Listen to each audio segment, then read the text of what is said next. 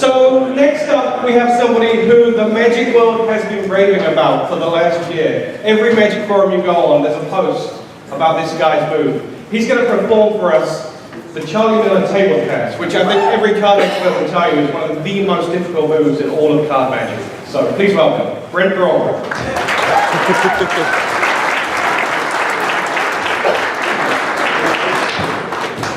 Thank you all very much. So the story starts in 1967. Not my story. Oh, Mike? I should have a mic on? They said it was ready? Check, Mike. Hello. Hello, check. You get fondled by Jimmy C. Yeah, well, they'll fix it. We got no stress. They'll fix it. Looks like it's on. There we go. Is it safe for me to move? So, as I was saying, the story actually starts in 1967. Not my portion of the story. That doesn't start until about 1998. Louis Ganson writes a book called The Ultimate Secrets of Magic. Die Harden has all his friends contribute things. Charlie Miller contributes this small piece, which is only about a page and a half right up. It's only 2 or 3 photographs. And when I read it in 1998, I fall in love with the move. I can't explain why I love it, and I can't explain why I enjoy doing it, because it's not very deceptive. But I read it, and I just continue to do it, and I kind of fall in love with it. It'll be about 6 or 7 years later of continuing to read that page and a half text that I finally find what I think is the missing piece that unlocks the entire performance. It makes it one of the easiest passes you can do, and definitely one of the easiest passes you can do on the table. So I'm going to turn the table here sideways. I'll show you the move. I'll show you the move a couple times, and then we'll kind of talk about what's happening. I assume everyone here is familiar with the pass. If you're not, the pass is the idea of having a card controlled to the center of the deck. So this is the card, and in the process of collecting the cards, the 4 of diamonds is going to be moved back to the top. So we'll show you what this looks like in the Charlie Miller move. We're here. The packet gets cut. That puts the 4 of diamonds here. And take the top packet and bury the 4 of diamonds, but in the process of collecting the packets and sliding them to the edge of the table, the 4 of diamonds has been retained on top. Now there's an easier way to do this. It's called a duplicate card. But for some reason I was just obsessed with the idea of this move and I couldn't get it out of my head. So let's talk about where Charlie started with the move, and let's talk about what I think I kind of unlocked. In the original description of the move, Charlie talks about standing the packet. Let's do it face up so everybody can follow along. So that's the 5 of spades. He talks about standing the packet up as cover here. So you stand the packet up, and as you slide back, that adds cover, so that when you come back down, the 5 is back on top. Now the problem with standing that packet up is that it doesn't work in a gambling situation, right? I assume that Charlie Miller was using this at a table, or at least that people would want to use it at a table, because it doesn't really make sense to do this in a magic trick, and we'll talk about that in a moment. So why would you stand the packet up? It didn't make sense, and I kept reading it, and here's what I happened upon at about 3 in the morning one night. When Charlie Miller, let's expose the move here, and then we'll talk about what's happening. So the 5 of spades is on top. As I cut the packet, as this packet gets laid on top, it gets jogged about 1/2 of an inch. Now as my hand continues backwards, the top packet is going to hit my second finger. And in the description in the book, they talk about the second finger. It's going to hit the second finger, and the bottom packet is going to continue to move, so that the packets will break loose and be 2 separate packets. The packet in the back is now going to bevel upward, so the packet in the front can sweep underneath of it, and that's the move. Now, it looks like that couldn't have cover. It looks like that could never be invisible. Here's the problem. When Charlie wrote about it, he mentions bumping the second finger. And I couldn't understand why. So I said, why wouldn't you just bump the first finger? There has to be a reason that in his text he's making it important on the second finger. Watch what happens if I bump my first finger. When I push, you'll notice that this packet slides down my finger, and now I'm in the middle of the card. Okay? So if I continue the move, I now have no cover. I'm completely exposed. Has everybody seen that okay? It's not blurry in the camera. So as we're here, as we come, you'll notice that if I use the first finger, it slides to the center here, and now the move's completely exposed. The way you change that is by doing just what the text says, bumping the second finger and lifting the first finger up enough to clear. Now, it almost puts downward pressure here and allows me to do the move directly from the front now. You'll notice that because I stay on that edge, I have the cover that I need, because my hand naturally is in the way. Does that make sense? So let's do the move one more time face up so you can see what it looks like, because I liked earlier when you went, oh. So the 5 of spades, I cut it to here. The other thing that's nice about the move is that I can do it as slow as I want. Still doesn't.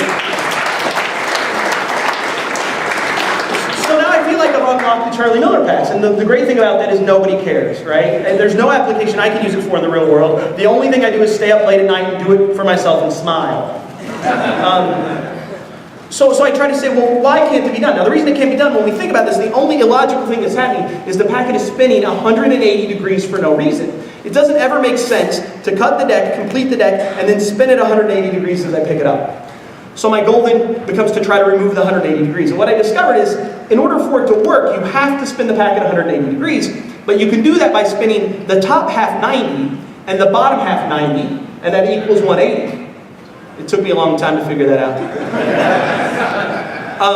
Wasn't a math major. But what that means, instead of the deck starting sideways, if we could start the deck vertically on the table and do the same move, now when I come up to do it, the packets are going to rotate, the top packet's going to rotate bottom 90, the bottom's going to rotate 90, and that equals 180.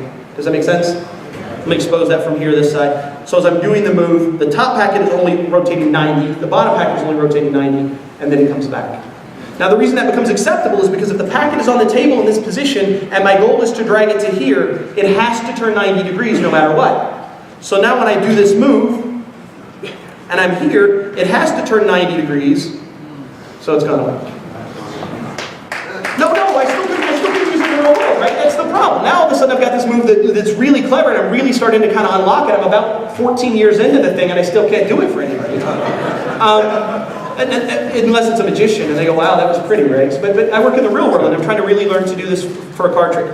And the problem is, it would be very odd to do a card trick where I cut the deck, and the spectator puts the card back, and then we complete the cut. Normally we're putting the card back from a spread. This is where we get into the spread variant of the move. So the cards are spread. I take the 2 of hearts, I put the 2 of hearts into the center of the deck. My hands are completely free and off. As I do this, I come to collect the packet as I square back. No, it's only good if that's the 2 of hearts. No, you clapped a little early there.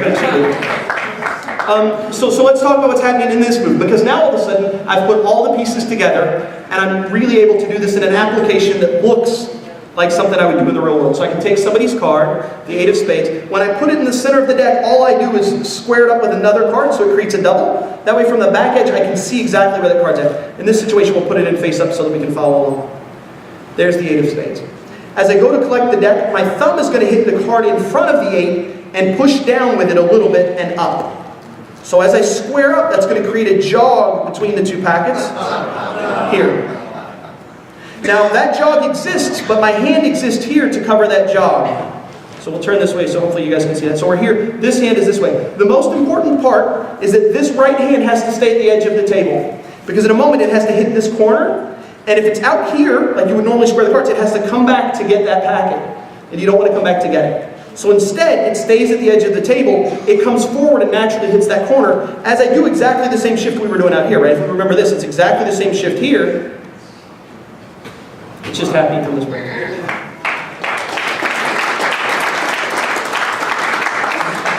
So now we take it a step further, right? So now I'm using it, but what if I can do it face up? This is where the story gets interesting. The problem with doing it face up is that if I do it face up, you're going to see a discrepancy in the face card of the packet. So right now the face card of the packet is the 7 of clubs. Let's just say I wanted to get the 3 of diamonds to the top. I do this. And now if I do the shift right now, you're going to see the 7 of clubs change into the queen. Which is cool. But it also shows that I've done something, and I displaced the card. In the process of doing that, I've controlled the 3 of diamonds to the top. So now I go back to the original Charlie Miller write-up, and I remember that if we stand the packet up, it exposes the bottom. So if the top is face up and I stand the packet up, it exposes the top. Okay. Spread here. I'm going to get the ace of spades to the top. Again, we'll do this in slow motion. As I come across, I bump the ace of hearts, which is the card in front of the ace of spades. I push down and move forward. Now as I come to do the move, all I'm going to do is the original Charlie Miller move, and I'm going to stand the packet up. I'm going to stand the packet up and come here. Now you haven't seen the bottom card change. You also don't know that that's the ace.